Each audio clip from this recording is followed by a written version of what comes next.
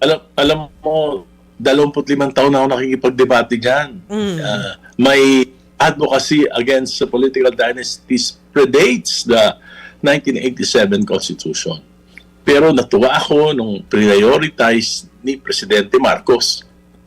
Dahil walang presidente na nag-prioritize niyan. Siya lang.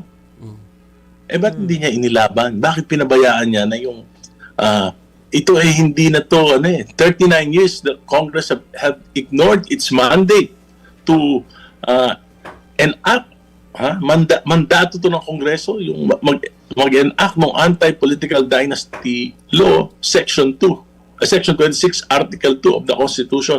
Itong ginawa nilang version hindi na to pag-ignore, ito ay pambabastos.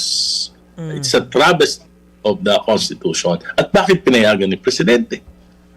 Kahit magdedebate ako doon, kung inuuto lang pala kami ni Presidente at hindi niya naman inuutusan o hindi niya kinakausap ng mabuti yung kanyang mga allies, dahil pinangako niya to hindi lang sa akin. Pinangako niya to sa simbahan. Nung inuuto niya yung simbahan na dahil nagrarally sa trillion peso march, nung inuuto niya yung civil society, pinangako niya yan.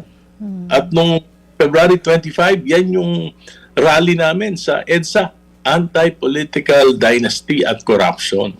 So kung ang sinasabi po ninyo, Kong, no, na ito ay largely dependent sa Pangulo at mga allies po, ng Pangulo, ibig sabihin po ba ay talagang hindi independent ang Kongreso?